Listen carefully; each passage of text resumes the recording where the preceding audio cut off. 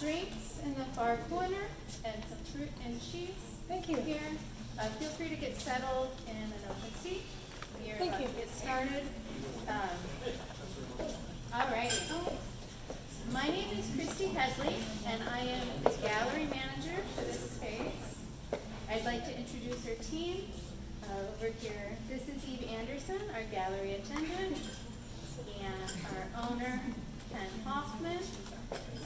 Ken is going to do me the favor of introducing our guests tonight. Just so you know, before he does, we do have a bathroom in back if anybody needs to use it, and if you'd like information about any of the pieces you see, or help with anything else, just let one of us know, and we'll help you out tonight. Okay? Thank you so much. Thank you, Christy. I'm Ken Hoffman. I own the gallery and wanted to welcome you to, this is the first artist talk we've had since we've opened our gallery. We're in our third month right now, so we're very excited to have Wilton Wong, that's here, and this is over on the wall and on the various easels right in front here.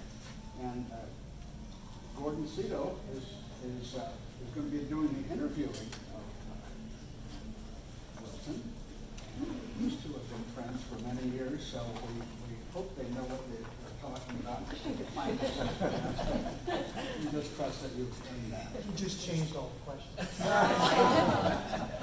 So welcome to our gallery, and we're very excited to have all of you here. And if you have any questions after the show's over, feel free to wander around and ask any of the staff or me any questions you have about the work on the walls. With that, I'll turn it over to these two. Thank you very much. Thank you. First, I would like to thank Ken for having us, and Christy and Eve for hanging me so nicely, because I couldn't do this in my home. And I have to introduce my wife in the back there who put up with all this, and my brother from another mother is my guest. Brother I never wanted. Dad always liked him best. But anyhow, he comes with us to photograph a lot. And Gordon and I have been going out recently in the evening, but I'll let Gordon talk about it. Just tell them what our friend wants us to, the three of us want to be called. I think it's important. No, Mole, Larry, and Curly. No. Two of the old guys taking photographs of parking lots at night. Speak for yourself. Okay. Well, Wilton, hello, how are you doing? I just saw you the other night. I know. You want to talk about a little bit about photography? Sure. So, you and I have known each other for a few years. Our common bond has been photography. We talk a lot about philosophy, why we shoot, what we like to shoot, and stuff like that. One thing we don't talk a lot about is how you got started in photography. You want to talk a little bit about how you got started and what your inspiration is? Sure. Years ago, high school, college, I stole my father's Spotmatic, and I just started shooting pictures, and not thinking about composition or really photography deeply. And then when I started teaching, I taught high school for 36 years, so I used to photograph all the events. And back then, I got a master's in educational technology, so the big thing was taking 2 slide projectors and dissolving the picture into one and syncing it to music. So I would do the year's events, football games, basketball games, badminton, swimming, dances, and things like that. And I would sync them to music for the senior class. And I would just take the auditorium, invite the senior class to come in, and we would, so because it was slide projector, we could project a picture the size of a huge movie screen. And I would run the show every year, and then in the 90s, digital came along, and I did it maybe, I switched schools from Jefferson High School in Daly City to Cappuccino, and I started doing the same thing, but rather than me doing the whole thing, I turned over the pictures to some kids, and they started to sync slideshows digitally. And then, not knowing it, that my dad had hid a camera from me because he knew I'd probably take it. And he passed away in '93, and so I'm cleaning up the stuff, and up pops a Rolleiflex. I go, well, what's this? I've never seen this. Okay, it's square, and you look from the top. It was a rolling 3.5, and so I said, well, let's test it out. So I would load it with film. I'd go out and I would photograph with it. And I had the negative developed, and I looked at that, the size of the negative compared to the 35 millimeter, and I just fell in love with it. And from that point on, I thought, well, maybe I'll learn a bit more about the photography. The other thing was, the years before, as my kids were growing up, they were born 79, 82, we'd go camping every year in Yosemite. And I would bring my camera and I would photograph Yosemite. And of course, the best place to go in Yosemite is the Ansel Adams Gallery. And there I thought, well, how come my pictures don't look like this? And so I thought, oh, maybe I should kind of learn more. And so that combined with starting out with a Rolleiflex and eventually moving to a Hasselblad and photographing, and then I would start to take workshops along the way, because I had no idea what I was doing in most cases. And the very first, I think, workshop I took, I think maybe after I retired, 2010, was with Alan Ross, who was one of Ansel's assistants. And it's funny because they always, all of them tell stories about Ansel. They're great stories. And so we were, and I had, I think I just got my 4x5 and I brought it, and we were out photographing. It was just so much fun. And we would talk among ourselves that there may be about a dozen participants. And one of them was the, who's the Leica representative? I forget his name, Tom Bricka. But he's a Leica representative, and he teaches the Leica class.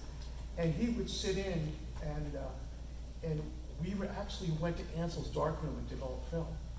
I said, you know, and then I'm just going, wow. I mean, it's just amazing. At the back of Ansel's house, that's behind the gallery. And it was just so much fun.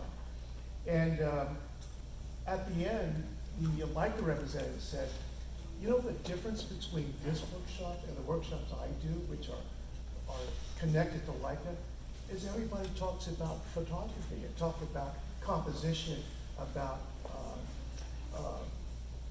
not about, when he teaches workshops, everybody asks, well, how many megapixels is this camera? What is the resolution? How many frames per second can you shoot? And I'm thinking, one? Maybe that's great. So, the other workshops I took are with Charles Kramer, who is a wonderful digital photographer. And he used to do 4x5 and then scanned them and then did prints, which I still think are some of his best prints. But everything I know about Photoshop, which is about this much, I learned from Charles.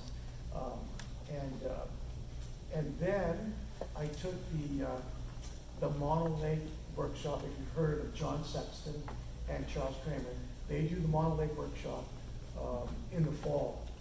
And so Charles Kramer talked about the digital side, and John Sexton would talk about the film side. And again, I brought a 4x5, and I think I was the only one that had 4x5. But it was this was very much inspirational for me, because I learned a lot more about developing film from John Sexton. And he was another one of Ansel's assistants.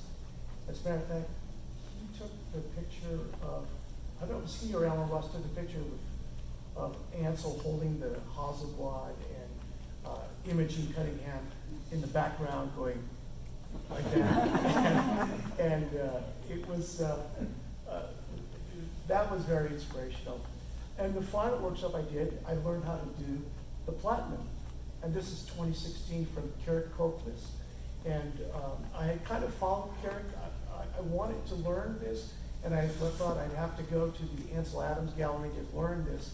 So you have to go there for a week, get a hotel room, and so the cost is, pretty much for a week, it's staying at Yosemite Lodge and trying to walk over to the gallery to learn the process was a bit much. And then I saw an ad for Carrick was teaching a workshop here at ImageFlow, which is in Mill Valley. And I thought, I signed up for, I think I was the first one to sign up for it. And it was such a fun process. I just love the process. And that's actually first when I saw this picture, the 4-point stairs, done in platinum. And so Carrick and I were just standing over the developer tank looking into it. And he goes, that's pretty good. And then he ran to see when Fort Point was open, because he wanted to go and shoot. And it wasn't open at that time. And so, so it comes round that 2016, I learned the process. It's an expensive process. And so I, swallowed my credit card, and about 2018, 2019, I jumped in the process. I built my own UV light table, which you need to expose these photographs in. And that's kind of the story there. Well, you touched upon two things I want to ask you about. Talk a little about film photography. I get asked a question all the time. It's a very antiquated system. Why are you still shooting film? So I want to pose that question to you. What do you like about film, and what draws you to film photography? Love the process. I just love the process. And I don't like sitting in front of the computer that much. I love being in a dark room. And I'd say all of these are film captured except for two. And the one that's not is nature. That's a digital capture only because the light was changing so fast, and I had just shot with my with the Hasselblad, and I just put the Sony up, and I took that shot. And the other is Passau, which is, this is Passau, and this is in Germany. And when you're traveling with friends, you can't sit there and set up and do things. So I have to quickly go up and take that shot. But all the rest are film captures. And what I like about the process of film is contemplating what's going to come out of that tank after you develop it. And it's just, it's such a hands-on process. And maybe because Modesto and I both taught science, and we both subscribe to the hands-on process for kids, and I like the hands-on process for doing photography. And the film process, I think, is just a great process. I mean, you might put in, like an hour of developing a film, and you get it out, and you get it dry, and you look at it and you go, yeah, I have to go reshoot that. And or you look at it and you say, whoa, that looks pretty good. And you get it on the scanner, or you get it in the darkroom and in a larger, and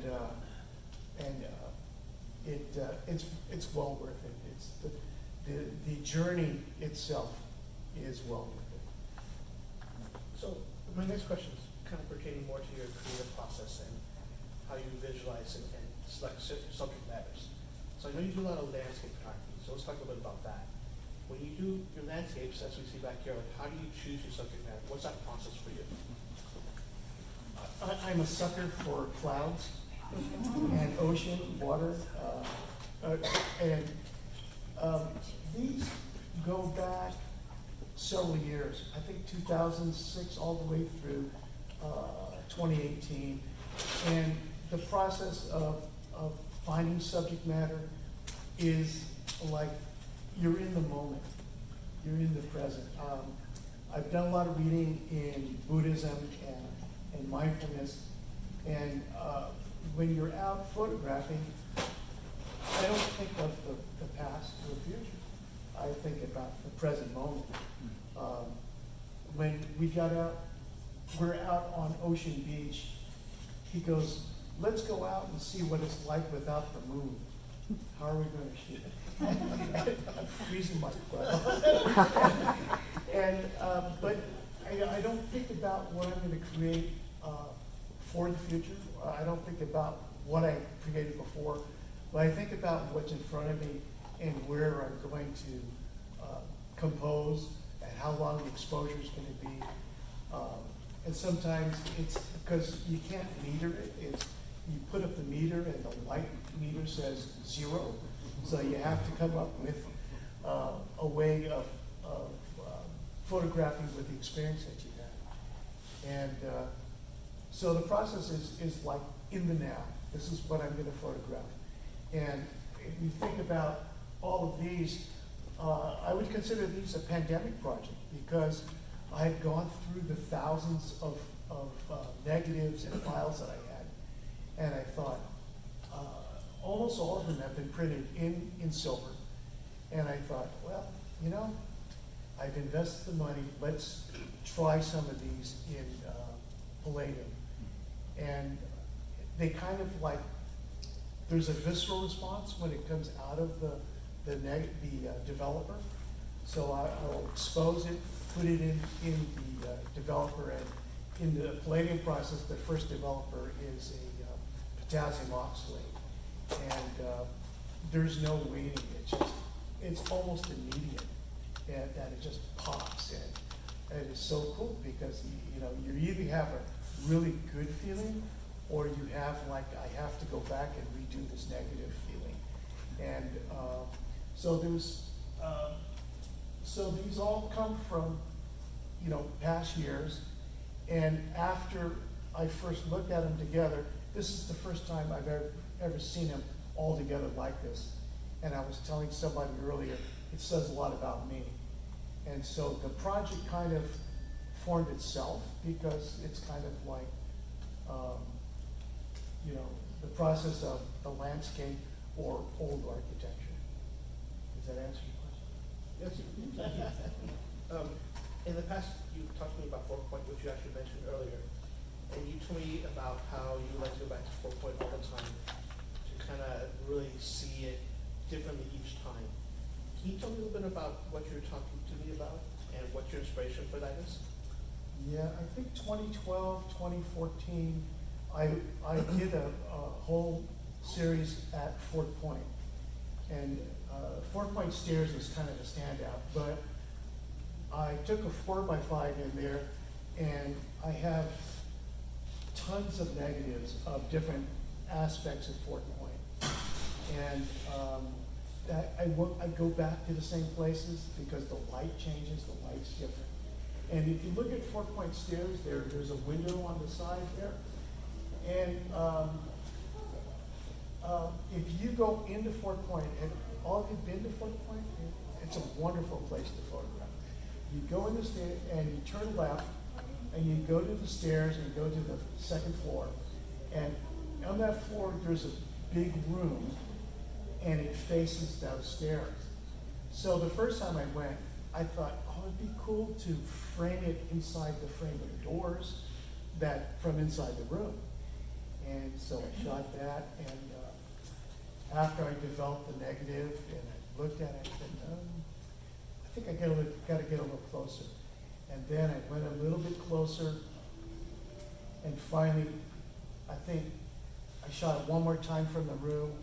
The next time I went back, I eliminated the frame, and I shot just the stairs, but I got a wider shot than that, or a taller shot than that. And there's this bar that goes across the top there. And then I went back a 5th time, and I took that shot, and I printed it in silver. And as an evaluation, I think I took it to the John Sexton workshop. And he goes, well, you gotta be a little careful, because I kind of overburned the window, and there are like burnt marks around the window. And he says, and his advice was, go back again. I mean, go back several times to the same spot, because you get a different inspiration. So after that workshop, I waited for a really cloudy day, so the light in the window and the light in the stairs would not be such a contrast. And I caught this photograph, and I hope I remember which negative it is, because I have so many. And then this was the one that spoke to me. There's also a lot of places where there's a lot of arches that are just beautiful, and brick inlay that's in the fort. And you don't get harassed by the rangers too much. They'll just say, just stay out of the way, because you have this tripod and big camera. Fort Point, I tried to go back the other day, but they're closed. It's been closed. And so, yeah, it's, I would go back again. Matter of fact, I made 12 silver prints that I had mounted like this, and I just donated them to the Park Service, because they were taking up room in my garage. They're sitting somewhere in the Park Service that I have no idea where they are. I've shot at Fort Point with a large format camera. One of my issues that I had was not the Rangers, but there's a lot of tourists there. Yeah. Right? Was that an issue with you?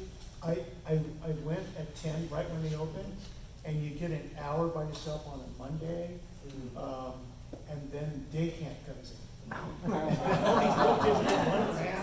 They go around your tripod, and they go, oh, what are you doing? And yeah, I tried to get there, because they used to be open every day except Wednesday at 10 o'clock. So I would try to go on a weekday at 10 o'clock. Are there any other places that you tend to revisit often besides Fort Point and Yosemite? At the moment, I'd love to go to Japan. I've been watching these NHK videos called Train Cruise, and I'd love to go to Japan and tour it on the little trains. So you could get on the Shinkansen, the bullet train, but you could get on these little trains that look like cable cars. And they go to these little villages, and they have trams that pull you up on the mountains to these temples. I'd love to do that. I'm just not sure how long you do it, or how long my wife would stay for. This picture here is along the Merced River. If you know Yosemite, there's the Mist Trail that goes up to Vernal Falls. This is probably about 100 yards above the bridge to the Mist Trail. I tricked my wife into hiking up there. We went up the other trail. If you come to Happy Isles, there's a bridge. On the left side, as you're facing it, is the official Mist Trail. On the right side is the horse trail that goes up. Well, if you go up on the horse trail, you could get right along the Merced River, and you could get, if you see the Happy Isles over there is where you can get to. And then there's a trail that would go up, all the way up toward the Mist Trail and cross over and come down. But she always says she doesn't want to go up the Mist Trail because of these big, big steps. But we went up on the top, we came back down, and then you have to kind of scramble in to find this location. So I've been back there maybe 3 or 4 times. We used to go to Yosemite every year. When I was teaching, we would go the second week of December, because in the first week, they have that show called Bainbridge at the Awani Hotel. So you can't get a room at all unless you buy a ticket to Bainbridge. So we would go after Christmas, and then that was when I would scramble over here. I think I took this in color with a 2x2. I've taken it in black and white with 2x2, and I took it, this is with a 4x5 that I dragged up there. And so that's a place that I revisit. I know where to find it. But I'd love to go to Japan, but, you know, it's not necessary. It's tough under the pandemic to make those trips. But I enjoy going back to the beach and shooting in the moonlight. My next question is actually kind of pertaining to what projects you have right now. So you kind of mentioned a little bit about night shooting, which you and I do. Talk a little bit about night shooting and other projects that you're working on. Well, I can tell you projects along the way that nobody's ever seen. Oh, Oh, do you remember me taking cameras out of your shop? Yes. The old pieces? Yes. So I did this, I was in helping them take apart old cameras. And I took apart this, I think it was a Canon A81, and the bottom looked just so beautiful with all the little pieces of metal, the lines and everything. So I took a bunch of old cameras home that were taken apart, and I would photograph them close up. First I did it with a 35 millimeter with a Nikon with a macro lens. And then I said, well, I can do it with a Hasselblad with the tubes. And so I have all these negatives of the project of camera parts, camera pieces, cameras taken apart, and little knobs and stuff. And it was just fun to do. The other was, what was the other one? But anyway, well now we've been doing night photography because during the pandemic, nobody was out at night. So we would go out and we would photograph in Golden Gate Heights in the fog the fog was so thick in Golden Gate Heights. And in Golden Gate Heights, there's all these turns and twists that you kind of get lost. You're not sure where you are. We would stop and we see composition, and we would photograph it. We did go to parking lots. We went over here to the Marin County Civic Center one night and just photographed lights and the building and things. And now we've gone to we went to Pacifica. That was a cold night. The whole cold room, so it's just fall. Yeah, and you know, anytime Gordon puts on a hat, you know it's cold. But that was in the full moon. We wanted to go out in the moonlight and capture the beach in moonlight, and then the other one was Ocean Beach, which we at the very end of Sloat Boulevard. There's a little parking lot, so we climbed down to the beach as people were leaving because it was getting dark. And so we were photographing there on the beach, and I look up and I see these red blinking lights in the parking lot. I said, Gordon, they're gonna lock the gate. And so if you ever took a tripod and ran up sand trying to get up to the parking lot, that was tough. That was Yeah, so the most recent project will be night photography. Gordon and I belong to a collective called the 81 Bees, and we've formed groups to try to do other types of photographs. So right now we're in a group called Chiaroscuro, which is trying to use Rembrandt lighting to take photographs. And so if you saw that portrait of me that went out on the internet or went out to Instagram, that was my first experiment at Chiaroscuro with actually a digital camera, because I didn't have a timer on my film camera. So I set the timer, run into the sunlight, and try to look at the light, and that's what resulted in it. And so those are a few projects that are on the burner. You're involved with a group called First Exposures. You want to talk a bit about First Exposures and what they mean to you? Yeah, First Exposures is a mentoring program, and they used to meet at RACO. And so what they have are, they pair up kids one-on-one, one kid, one adult, to learn photography. And when RACO was when we were able to do everything in Waco. Half the kids would do analog, so they would actually do darkroom process. They would develop their own film. The other half would do digital, so we had sets of computers. And so I've been with First Exposure since 2013, I guess it is now.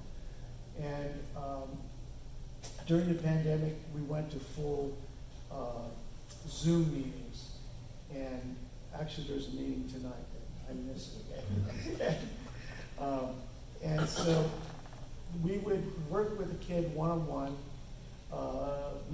They would take pictures, and we would kind of not really critique them, but kind of guide them into understanding what they could do. We had this conversation about critique in this process of them being, are you guiding them to be better photographers, or are you mentoring them just to be better kids? And I would say that it's more of the mentorship, because a lot of kids don't go on to do photography, but they use it to learn other things. They've had every kid that's been in there has gone on to college. So they have like a 99% rate of kids going on just because they've developed a little more discipline. And then the kids that have gone on to do photography or art were really good. They were very good, and they looked for a certain type of critique. So the type of help that I would usually do, I just have a kid named Axel, and I would look at him processing his pictures. So on Zoom, how you could share the screen, so I'd watch how he would do it. And then he says, well, what do you think? And I said, well, usually what I would say, if you like this part, this is what's going to happen. If you darken this part, this is what's going to happen. If you put an S-curve on it, you're going to get more contrast in the picture. So I kind of left it up to him, what he'd like to do, and what his own evaluation of the process is, and how he could change it. So I felt my job was really more to show him how he could edit differently if he wanted to, and he could pick the type of edits that he wanted to do. And I think that's probably the case for most of the mentors in First Exposures. There are 30 mentors and 30 kids, 15 that were doing digital, and 15 that were doing analog. Now it's gone down because of the pandemic. I think we were going to do 2 sessions in the summer, and they whittled it down to 1. But if any of you would like to be a mentor, you can go to firstexposures.org. You could absolutely become a mentor. And you could do it right now, they're doing it on Zoom. So we have mentors who are in New York and in Washington, D.C. And we have a translator who lives in Chile who actually translates for the Spanish speaking. And it's a wonderful program. It's just great. And the kids are great. Most of them are underprivileged. They are, as I described to Gordon, they're not the kids who are the popular kids in school. They're the kids that are just kind of the average kids. And even during my teaching years, I tried to focus on the average kids. Well, as a matter of fact, I set up a scholarship at the school I used to teach called The Pleasure of Finding Out. And it's a scholarship for a kid who is going to go to college but has not taken an advanced placement class. And I think there aren't enough resources for kids in the middle. I mean, there's a lot of resources for kids who get 5s on their APs and so forth. But a kid who really kind of just wants to learn and enjoys learning, I think was my focus. You have 20-something people who are inspired by you, the photographers and all. Do you have any parting words, any words of advice for them? Well, what my advice, or what's good for me, may not be good for everybody, but I remain not attached to you have to kind of let go of your ego. So not attach your ego. So if you're submitting pictures to like CPA or to any type of jury thing, you just have to, take it for whatever it is. I get a lot of no, and that's fine. It doesn't mean your photography is bad. It just means somebody doesn't have the same vision, or they've had so many entrants that they just can't fit it in. I'm very lucky that the first one that actually got submitted and entered was actually this one here, Nature. It was accepted to the Image Flow Alternative Process exhibit, and that was 2019. And then 2020, the impermanent clouds down there, the vertical one, was accepted to the International Jury exhibit at the Center for Photographic Arts in Carmel, which, I don't know if you know, Ann Jasrup is the director, just a great person.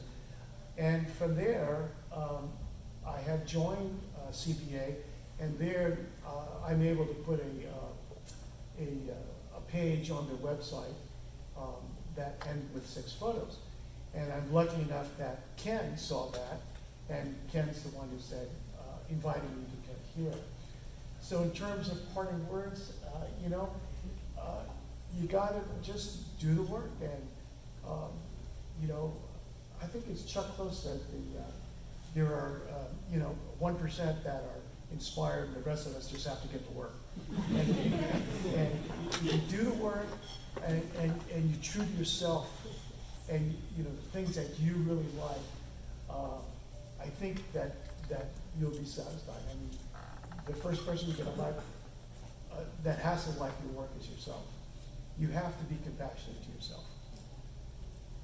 Well, thank you very much. Welcome to take questions from the audience. Sure. Yes. I do platinum palladium printing also, and the work is beautiful. And I can relate to a lot of things you said, like the expense of it. When you talk about papers, do you have a favorite paper, or do you experiment with papers? I right now I'm using the Hanamiel Platinum Rag, Yeah. and because his partner carries it at the store. But the other one I've used is Berger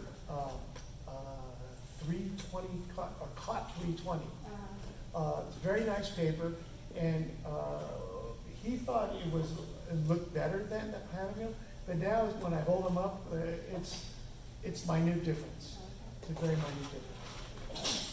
Is it the same as a silver gelatin print type paper? Is it the Oh, normal no, printing paper? it's art paper. It's like, there's no coating on it. Ah, So it's, with palladium, you paint a sensitizer on it. That's the other thing I like. I don't have to stay within the lines. I can paint as much as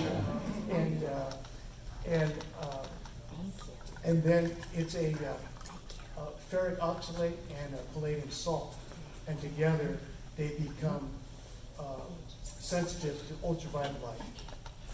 And so I make to be clear, it's a digital negative. Make a digital negative. I put them in a contact frame and put them under the lights. These are about 12 minutes. They could change, depending on the lights. And then you take them out, and then you put the paper into the developer. 12-minute exposure. They're 12-minute exposure. Are they enlarged or the contact? They're contact printed, but it's a digital negative. When you burn it, you do digitally. Yeah, you do Once digitally. spotlight. Yeah, you do all your spotting and stuff on the computer. When I say exposure, I mean I put it under the lights as a contact for 12 minutes. And that 12 minutes gets, you see the black around the edges. And that's the blackest black it'll get. Can you do it with film as well? You can do contact prints with film, but I do that under a larger.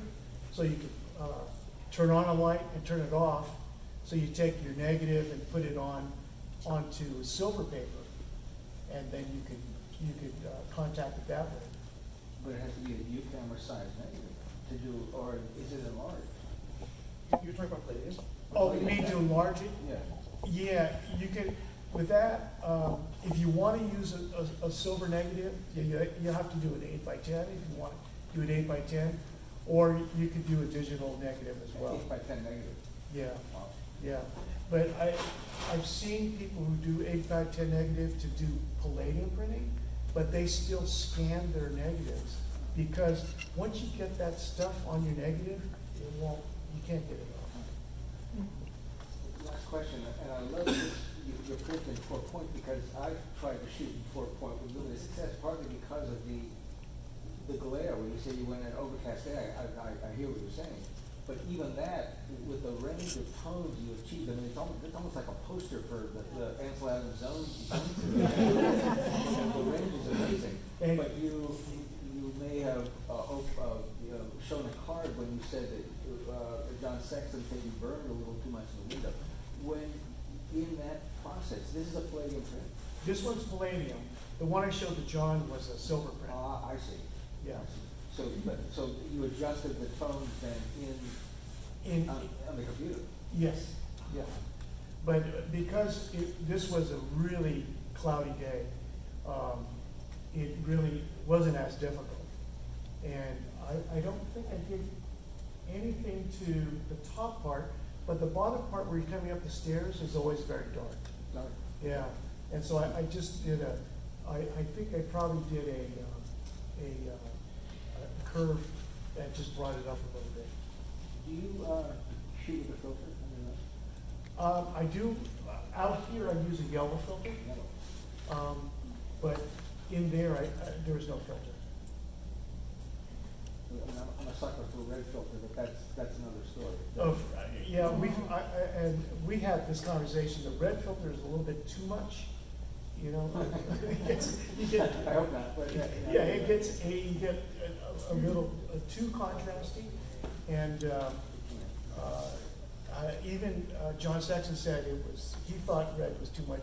So yellow is probably a good compromise. We already made so much contrast in the developing and printing process that I was actually surprised to hear you use any filter at all. Yeah, no, I don't use any Is filter. that just for the yellow filter, no, it's not, but just to bring down the contrast range a little bit? No, more like, I have to say, his idea of yellow, see where the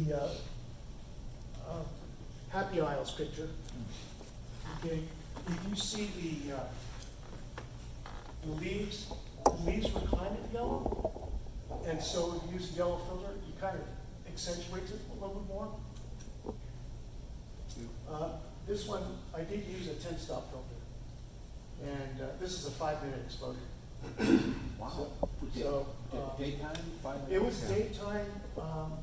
Modesto and I were there, and we were headed for Point Reyes, and we saw this dock, and he said, "Ooh, stop there, stop there." And so we stopped there, and we took several Is that a images. 4x5 or? This is a 4x5.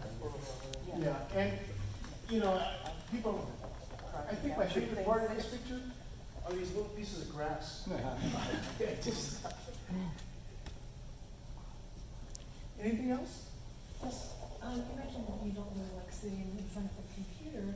How do you deal with digital negatives? Is it a secret? Is it within an app? I wouldn't. It's right now, I'll scan the negative, and I do 4 layers. That's it. There's a background layer. I duplicate the background layer, and I do all the spotting in it. And then, because of the color cast, the 3rd layer I use the channel mixer, and I do monochrome to get that color cast off. And then I learned to do, there's a red, green, blue numbers. I make it 0, 100, 0. And apparently the green channel is the sharpest. And I picked that up somewhere along the way I don't know, from Charles Kramer or along the internet or something. And then the fourth channel, or the fourth layer, will be using lightening or darkening, or maybe bump the contrast a little bit. And then if there's need for like lightening in the corner, I'll just do a very wide circle lasso, and that's what they call it, the lasso, and I'll make it a refined edge of maybe like 138, a very, make it subtle, and then I'll just bump the curve there. I just use curves. I know a lot of people like using the what is it called? Sliders. The one that has the histogram. That's it. Is this one on Photoshop? It's on Photoshop. Yeah. Can I ask you one other question? What kind of scanner are you using? I have an old Nikon 9000, and I bought it new probably, it's got to be 15 years ago, I guess. They don't make them anymore, so I kind of hang on to it. It's a great scanner. I do have a flatbed Epson V700. 700. They now have a 750. But yeah, Ken. Well, I might just mention that Wilton's work has been the most popular of all the artists we have in the gallery, and we get more comments on that. The biggest comment we get, though, Wilton, is that your prices are too low. So if you're interested in buying anything, you better buy them now. Ken talked me into moving the prices up. I actually came in lower because this is the first time for me to be in a gallery. So this is truly a first. The only thing is, and you'll attest to this, that even if we sold every one of these prints, it still wouldn't cover the price of the chemicals. It's really expensive. That's a great point. So what is, say for one print, what is your cost in terms of the production? It's hard to tell because for 100 milliliters of palladium salt and iron oxalate, it's right now $950. But you can make a lot of prints for that. You can make a lot of prints, but you have, if you're testing them out, you use Pictorica. You use Pictorica? Yeah. And so you put it in a Pictorica, you print it out, and I found that it doesn't always, it's not one-to-one. What you see on the screen doesn't always come out in your prints. And so you go down and you do your print, you paint it up, put it into contact, put it in the lights, take it out, and you go, oh, I have to change this little corner. And so you dump that negative, go up and print another negative, dodge it or burn, and that it raises up. So it'll make, those 100 milliliters will make a lot of 8 by 10 prints. And as you get larger like this, you're using more of the chemical. Did you teach chemistry? Yes. High school chemistry. Yeah. Yeah. It was, and I did do pinhole photography. Yeah, in my classes. So I would just darken the whole room, and we'd go out with pinhole cameras and develop the prints, and kids always get wild by that. It's a lot of fun. Can you submit all the chemistry that you need for printing that with a larger? Sure can. Yeah, Glass Q photo is a matter of fact. Glass Q photo. We're on Sutter Street in San Francisco. It's easy to remember. 1230 Sutter Street. It's between Polk and Van Ness. So what's the range of what you sell there? What's the range? What do you Yeah, mean? I mean, like, do What do we you have sell? chemicals? We have everything analog related. So we're an analog store. I'm giving myself a plug, Ken. Kind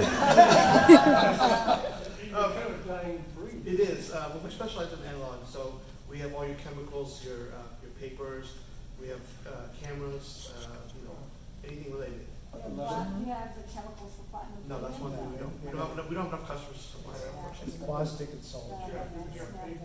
We do, we have, mostly Elford's the main one left now, but we have other ones like, what's the other one I'm thinking of? Burger. The one that you like to use, FOMA. Oh, FOMA.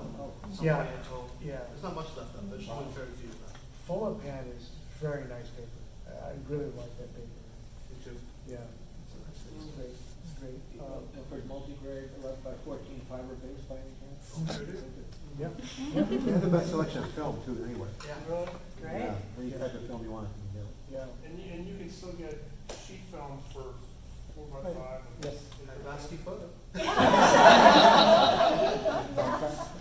All the way up to 8x10, in stock, and anything beyond that, we have to special order.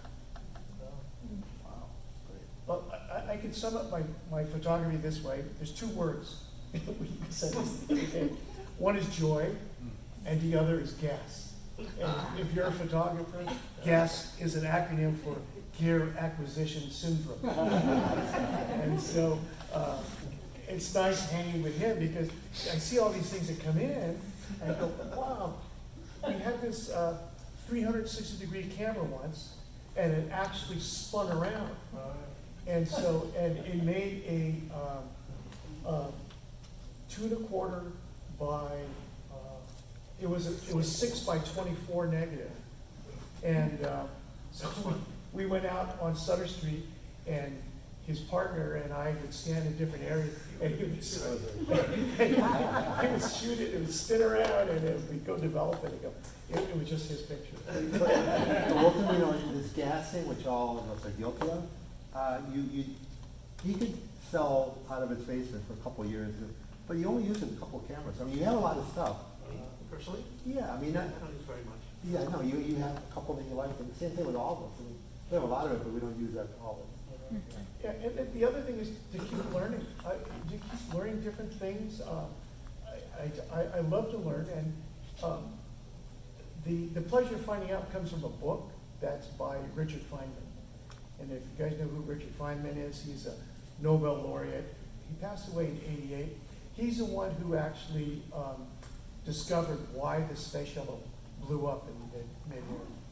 And But tell me what that thing is from, the actual quote, about his son asking him questions. Well, it turns out he was a mailman.